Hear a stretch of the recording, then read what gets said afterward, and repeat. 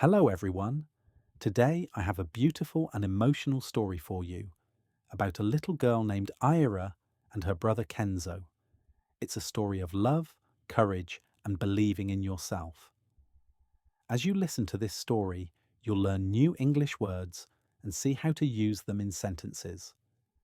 This will make practicing English fun, interesting, and easy for you. So, if you love heart-touching stories and want to improve your English, speaking, reading, and writing, make sure to subscribe to my channel to support my work. Let's begin this beautiful story together.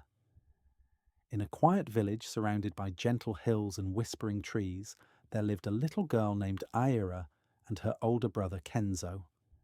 Ira was 7, with hair like midnight and eyes full of wonder, while Kenzo was 11, brave and kind.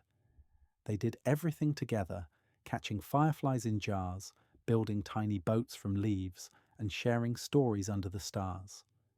Their favourite place was the old river at the edge of the forest, where the water shimmered like glass and carried secrets downstream. One evening, as the sun dipped behind the hills and painted the sky in soft orange and pink, they sneaked out with a small paper lantern. It was a tradition in their village to send lanterns down the river on festival nights, each carrying a wish. But this night was no festival. "I want to wish for something now," Ira whispered. "What would you wish for?" Kenzo asked, lighting the candle inside the lantern.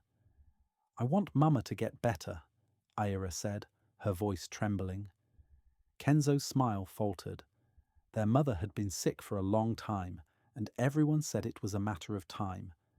But Kenzo wasn't ready to let go, and neither was Ira. They placed the lantern on the water. Ira's small fingers brushed against the cold surface as the lantern drifted away, its light flickering in the dark, but a sudden gust of wind pushed it toward a cluster of sharp rocks. "It's going to break," Ira cried. Without thinking, Kenzo leapt into the water. The current was strong, the water freezing.